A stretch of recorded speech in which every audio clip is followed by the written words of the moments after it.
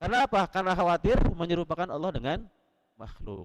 Padahal tidak demikian. Ketika kita menetapkan nama atau sifat untuk Allah yang yang sifat itu ada pada makhluk, bukan berarti kita menyamakan. Misalnya Allah mengatakan Al-Hayyul Qayyum. Allah itu Al-Hayy, artinya maha hidup. Kita juga hidup, tapi hidupnya Allah berbeda dengan hidup kita. Hidup Allah adalah hidup yang kekal abadi selama-lamanya. Hidup kita adalah hidup karena kita dihidupkan oleh Allah, hidup kita sementara dan seterusnya. Jadi akidah kita dalam masalah asma wa sifat itu merujuk kepada firman Allah Subhanahu wa taala, laisa kamitslihi syai'un wa huwas samiul basir. Tidak ada yang serupa dengan Allah, dan Allah Maha mendengar lagi Maha melihat.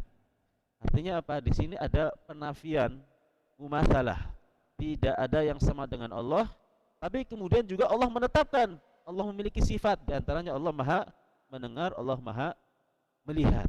Tetapi ketika kita menetapkan Allah Maha mendengar, Allah Maha melihat, mendengarnya Allah tidak sama dengan mendengarnya makhluk, melihatnya Allah tidak sama dengan melihatnya makhluk. Demikian juga ketika kita menetapkan Allah memiliki wajah, misalnya Allah memiliki tangan dan seterusnya, itu tidak menunjukkan kita menyerupakan Allah dengan makhluk, karena Allah memiliki sifat-sifat ini sesuai dengan kemahakuasaan Allah Subhanahu wa taala. Ar-Rahman itu artinya Allah memiliki sifat rahmah atau kasih sayang al-amah yang umum, baik untuk orang-orang beriman maupun untuk orang-orang yang tidak beriman. Jadi Ar-Rahman adalah sifat Allah. Allah memiliki kasih sayang secara umum, bukan hanya untuk orang-orang beriman, bahkan bukan hanya untuk manusia, bahkan bukan hanya untuk makhluk hidup, untuk seluruh alam semesta ini yang terjadi dengan pengaturan Allah, karena Allah Subhanahu wa taala memiliki sifat Rahman. Dan kata para ulama, seandainya Allah tidak memiliki sifat ini, niscaya orang kafir tidak akan bisa meminum atau tidak akan mendapatkan minum meski hanya seteguk air. Tapi Allah Subhanahu wa taala zat yang Maha Rahman, yang artinya rahmat Allah, kasih sayang Allah meliputi segala sesuatu. Sedangkan Ar-Rahim artinya adalah Allah memiliki sifat rahmah, kasih sayang khusus untuk orang-orang yang beriman. Dan kasih sayang Allah ini diberikan oleh Allah kepada orang-orang beriman di dunia maupun di akhirat. Di dunia dengan diberi taufik, diberi petunjuk, diberi segala kenikmatan yang menjadikan orang-orang beriman mendapatkan kebahagiaan di dunia, dan di akhirat adalah dengan mendapatkan surga Allah, yang semoga Allah Subhanahu wa taala memasukkan kita semua ke dalamnya. Amin ya rabbal alamin. Jadi bismillahirrahmanirrahim dimulai oleh penulis untuk mengikuti Al-Qur'an. Demikian juga untuk mengikuti sunnah Rasulullah sallallahu alaihi wasallam. Karena Rasulullah ketika menulis surat kepada raja-raja dunia ketika itu, Raja Romawi, Raja Persia, yang ketika itu dua negeri ini yang menguasai dunia dalam tanda kutip. Heraklius Raja Romawi, Kisra Raja Persia. Dan juga ke negeri-negeri yang lain Rasulullah menulis surat mengajak mereka untuk masuk ke dalam Islam. Karena zaman dulu belum ada telepon, zaman dulu belum ada WhatsApp. Jadi harus menulis surat. Surat ini dibawa oleh utusan, dan utusan ini nanti yang akan keliling dunia, naik kendaraan, naik kuda, naik kapal, perahu dan seterusnya. Nah, di antara yang ditulis oleh Rasulullah sallallahu alaihi wasallam dalam surat-surat tersebut, pasti beliau akan memulainya dengan Bismillahirrahmanirrahim.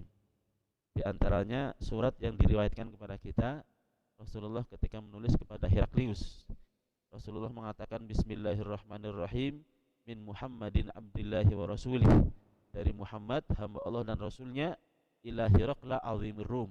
Surat ini saya tujukan kepada Heraklius, Raja Romawi ketika itu. Bahkan ini juga merupakan sunnah para nabi. Di antaranya yang dilakukan oleh Nabi Sulaiman alaihissalam. Ketika Nabi Sulaiman menulis surat pada siapa? Balqis, sebelum masuk ke dalam agama tauhid, yang ketika itu masih menyembah matahari, orang-orang musyrik ketika itu. Diajak oleh Nabi Sulaiman alaihissalam agar Balqis dan rakyatnya masuk ke dalam agama tauhid. Kirim suratnya sampai kepada Balqis, kemudian Balqis membaca surat ini kepada rakyatnya. Apa isinya? Innahu min Sulaiman wa innahu bismillahirrahmanirrahim. Ada surat dari Sulaiman, tulisannya yang pertama tertulis bismillahirrahmanirrahim. Jadi ini juga yang disunahkan bagi kita ketika kita mau menulis pengumuman-pengumuman, misalnya di dalam WhatsApp, ketika kita mau share suatu pengumuman, disunahkan kita memulai dengan bismillahirrahmanirrahim. Dan yang lebih terpenting dari itu juga adalah kenapa kita memulai bismillahirrahmanirrahim adalah tabarrukan wa tayammunan, agar kita mendapatkan berkah dari penyebutan nama Allah Subhanahu wa taala sebelum kita memulai aktivitas apapun. Sebagaimana disebutkan dalam sebuah riwayat. Meskipun riwayat ini secara sanad ada kelemahan, tetapi para ulama sepakat maknanya benar dan didukung oleh dalil-dalil yang lainnya, baik dalil secara umum maupun secara khusus tentang keutamaan bismillahirrahmanirrahim. Riwayat ini berbunyi kullu amrin ribalin la yubda'u fihi bi bismillahirrahmanirrahim atau bi bismillah fahuwa aqta. Di dalam riwayat yang lain disebutkan fahuwa abtar.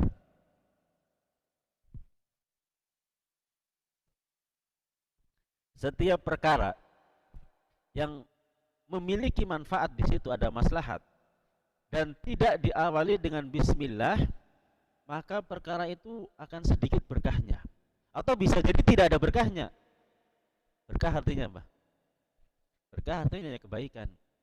Artinya aktivitas apapun yang tidak diawali dengan bismillah, ya aktivitas itu nanti akan tidak ada kebaikan atau sedikit kebaikannya. Makanya subhanallah, kalau kita membaca hadis-hadis atau keseharian Rasulullah Sallallahu Alaihi Wasallam, setiap aktivitas beliau mencontohkan dan memberikan teladan untuk kita mulai dengan bismillahirrahmanirrahim atau bismillah. Sebelum makan kita diperintahkan untuk membaca bismillah. Kalau kita tidak membaca bismillah, makanan kita bisa jadi akan dinikmati oleh saudara kita atau bukan saudara kita ya, oleh makhluk yang lain yang tidak terlihat, dan kita diperintahkan untuk menjauhkan diri kita dari mereka. Makanya ketika kita mau masuk rumah juga disuruh untuk membaca bismillah. Kata Rasulullah Sallallahu Alaihi Wasallam, seorang muslim yang masuk rumah, kemudian dia ketika masuk rumah membaca atau berzikir kepada Allah Subhanahu wa taala, membaca bismillah atau kemudian diiringi dengan salam, dan ketika mau makan dia juga membaca bismillah, kata Rasulullah, setan itu akan mengatakan la mabita lakum wala asya, malam ini kita tidak ada jatah menginap di rumah ini dan kita tidak bisa ikut makan. Setan mengatakan kepada siapa? Bukan kepada kita ya. Kalau mengatakan kepada kita dan kita dengar suaranya jadi masalah nanti. Tapi setan mengatakan kepada setan yang lain. Karena dia mengikuti kita. Kalau mau masuk rumah juga mau mengikuti. Ketika kita masuk rumah tidak mengucapkan zikir kepada Allah Subhanahu wa taala, setan akan masuk dan setan akan senang bisa ikut bermalam di rumah kita, waliyadzubillah. Makanya bisa jadi banyak orang-orang yang tidur satu selimut dengan setan, makan bersama dengan setan karena tidak menyebut nama Allah. Dan ketika keluar pun kita diperintahkan untuk membaca bismillah agar perjalanan kita dilindungi oleh Allah Subhanahu wa taala. Kata Rasulullah sallallahu alaihi wasallam, barang siapa yang keluar rumah membaca bismillah tawakkaltu 'ala Allah la haula wala quwwata illa billah, dengan menyebut nama Allah, aku bertawakal kepada Allah, tidak ada daya dan kekuatan kecuali dengan pertolongan Allah. Maka lagi-lagi setan mengatakan kepada setan yang lain. Tapi sebelum itu ada malaikat yang mengatakan laqad hudita wa kufita wa wuqita, sungguh engkau dengan bacaan ini engkau telah mendapatkan hidayah, telah mendapatkan kecukupan dan perlindungan. Maka kemudian setan mengatakan kepada temannya, kaifa laka birajulin qad hudiya wa kufiya wa wuqiya, bagaimana kamu temanku ya, bagaimana kamu bisa menggoda orang yang sudah diberi hidayah oleh Allah, diberi petunjuk, diberi kecukupan dan diberi perlindungan. Dan banyak sekali aktivitas-aktivitas yang secara khusus di situ ada syariat untuk membaca bismillah. Di antaranya apa lagi? Masuk masjid, keluar masjid itu juga ada adab-adabnya.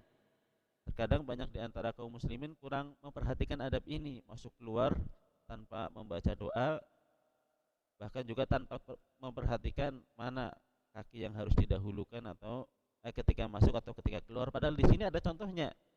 Anas bin Malik radhiyallahu taala anhu pernah mengatakan, minas sunnah, di antara bentuk sunnah yang diajarkan oleh Rasulullah, ketika masuk masjid diawali dengan kaki kanan, ketika keluar diawali dengan kaki kiri.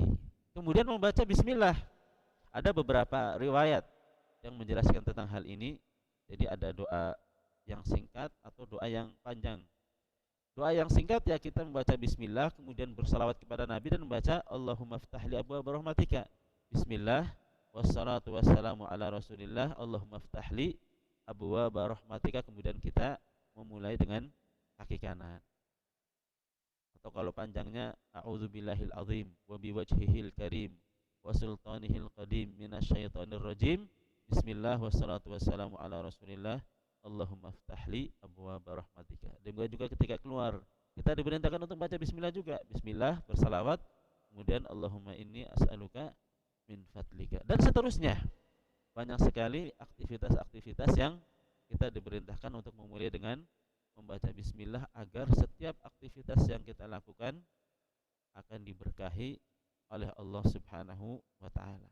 Dan disinilah pentingnya belajar, pentingnya menghadiri majelis ilmu, karena bisa jadi ya ilmu-ilmu seperti ini sudah pernah kita pelajari, sudah pernah kita baca, sudah pernah kita dengar, tapi terkadang kita lupa. Kita ya maksudnya bukan hanya antum, yang bicara juga kadang lupa. Makanya ketika kita menyampaikan, ini adalah bentuk mengingatkan diri sendiri dan mengingatkan untuk yang mau diingatkan. Karena masumiyal insanu insanan illa likathrati nisyanihi. Manusia tidak disebut insan dalam bahasa Arab karena banyak nisyannya. Banyak nisyan artinya banyak lupa, sehingga perlu banyak diingatkan. Kemudian muallif rahimahullahu taala menyebutkan, fahadhihi nidaatur rahman li'ibadihil mu'minin al-balighah 90 nidaan. Berikut ini adalah nidaatur rahman, seruan-seruan Allah Zat yang Maha Rahman kepada hamba-hamba Allah yang beriman, yang jumlahnya ternyata ada 90 ayat.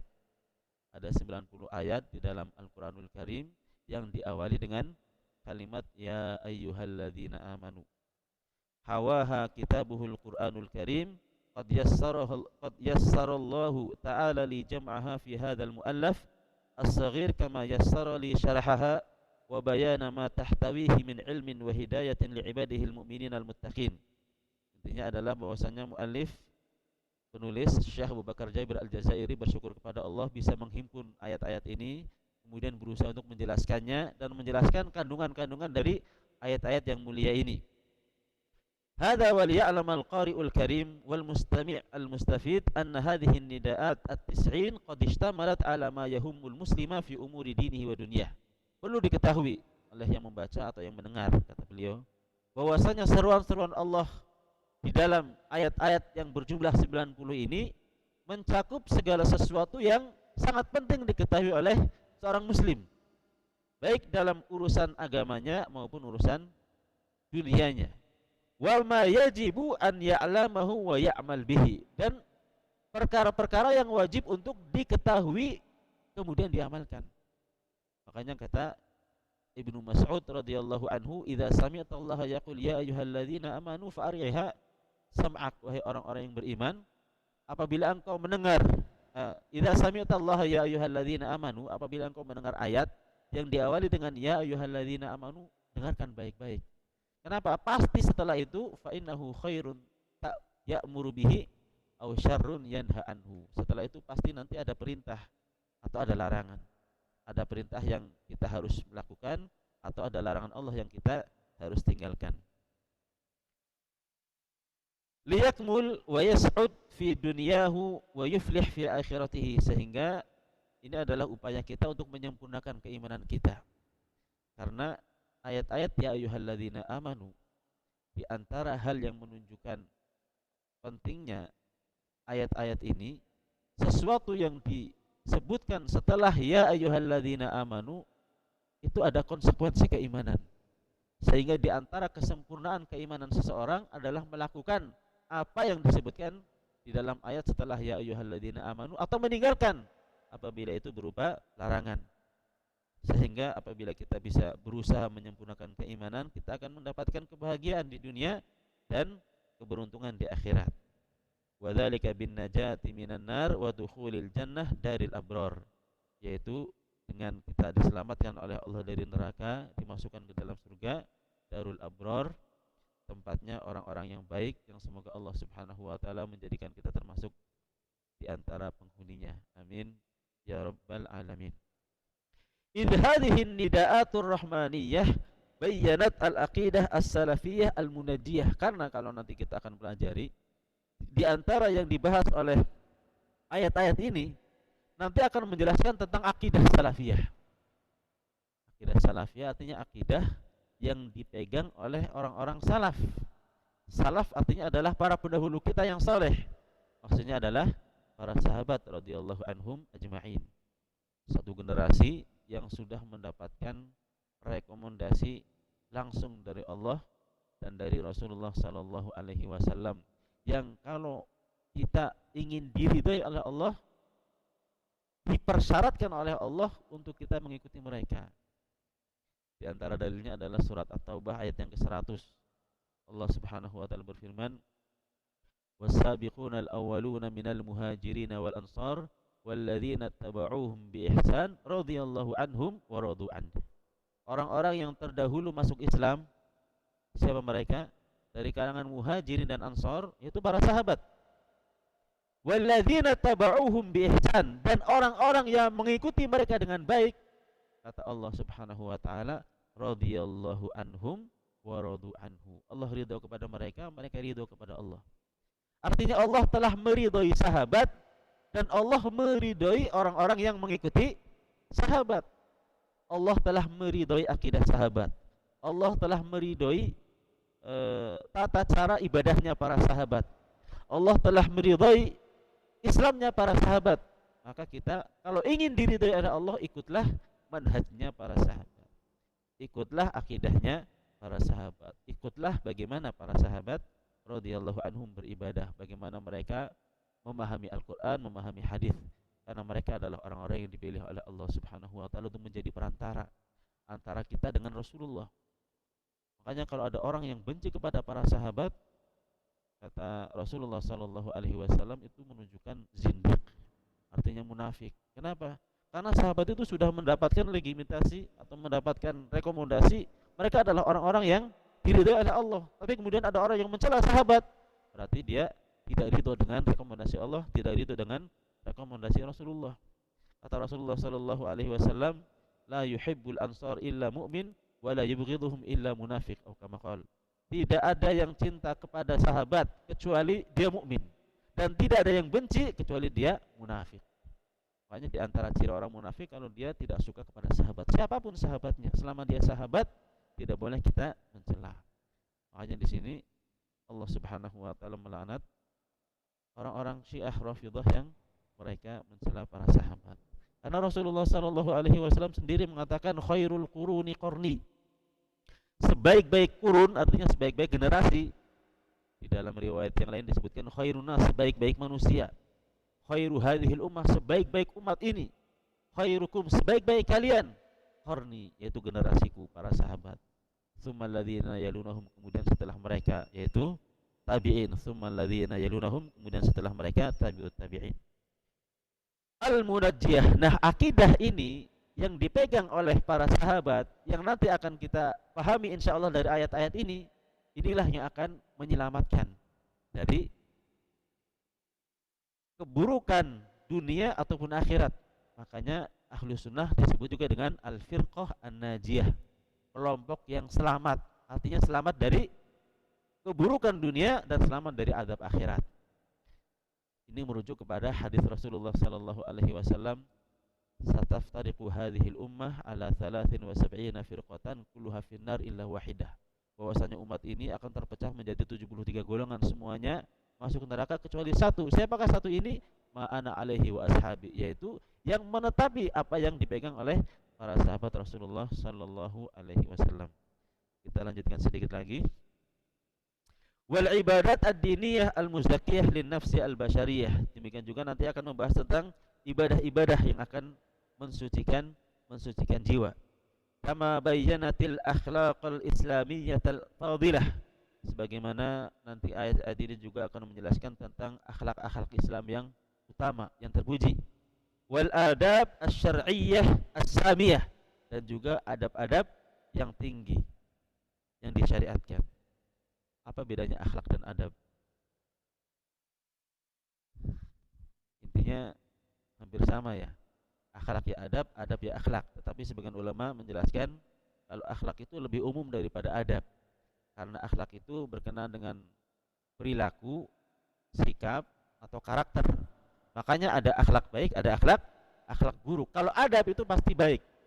Ada juga yang mengatakan adab itu artinya akhlak yang baik. Atau sering juga diartikan adab itu tata cara. Makanya ada adab makan, artinya tata cara makan. Gak ada akhlak makannya, tapi adanya adab makan.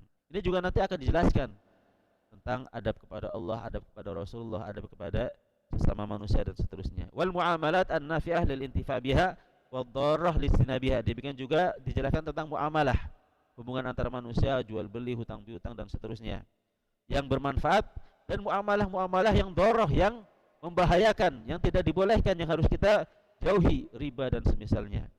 Kama bayyanatil ahkam al-khassah wal 'amah, sebagaimana juga menjelaskan tentang hukum-hukum secara khusus, hukum-hukum secara umum, wa dzalika fil amwali wad dima'i wal hududi wa fil jihad wal muahadati fil harbi was silmi, tentang masalah harta, tentang masalah darah, tentang masalah hukuman had, batasan-batasan Allah Subhanahu wa taala, tentang jihad, tentang perjanjian perdamaian antara kaum muslimin dengan orang-orang non-muslim, baik dalam peperangan maupun dalam perdamaian dan seterusnya.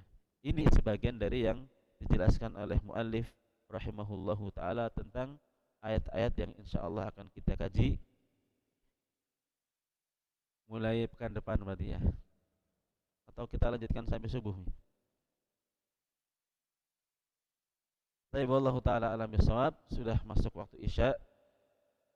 Sebelum kita tutup, barangkali ada yang ingin ditanyakan, silahkan. Barakallahu fiik. Satu aja, setelah itu kita salat insyaallah.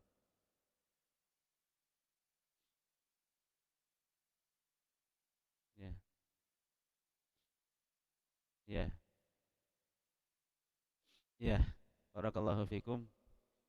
Dan kebanyakan kita mungkin seperti itu ya, tidak punya tempat wudu tersendiri.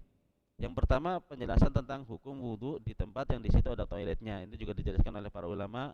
Insya Allah tidak apa-apa selama kita berusaha untuk menghindari najis. Artinya kita tidak menghadap langsung ke WC-nya, agak menyamping, tidak berhadapan, dan kita berusaha untuk membersihkan tempat-tempat yang kira-kira di situ ada kemungkinan najisnya.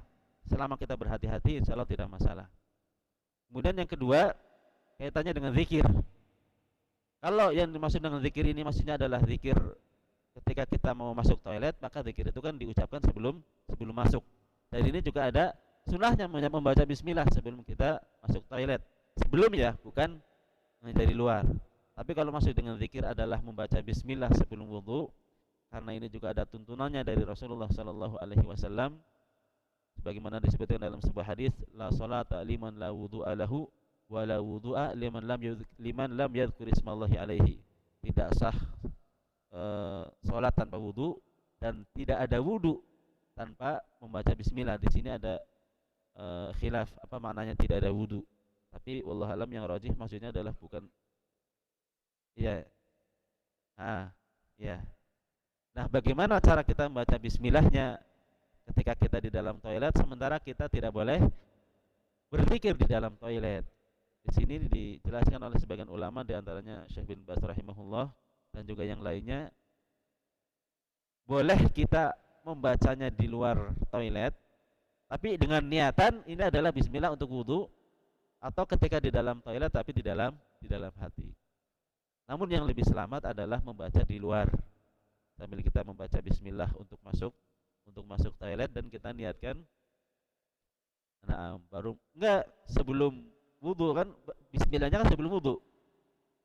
Sebelum kita masuk membaca bismillah, kita niatkan untuk bismillah sebelum wudhu. Nah, kemudian zikir setelah wudhunya kita ucapkan setelah kita keluar dari toilet. Wallahu taala alam bisawab. Mungkin ini yang bisa kami sampaikan, mudah-mudahan ada manfaatnya. Jika ada yang benar semata-mata datang dari Allah Subhanahu wa taala, dan kita memohon kepada Allah semoga Allah memberikan taufik dan kemudahan kepada kita untuk bisa menerima serta mengamalkan kebenaran ini. Jika ada yang salah itu datang dari minimnya ilmu kami mohon ampun dan mohon maaf kepada ikhwah semuanya. Kita tutup dengan doa kafaratul majlis. Subhanakallahumma bihamdik asyhadu an la ilaha illa anta astaghfiruka wa atubu ilaik. Kurang lebihnya mohon maaf. Wassallallahu ala nabiyyina Muhammad wa ala alihi wa sahbihi wasallam. Wa akhiru da'wana alhamdulillahi rabbil alamin. Assalamualaikum warahmatullahi wabarakatuh.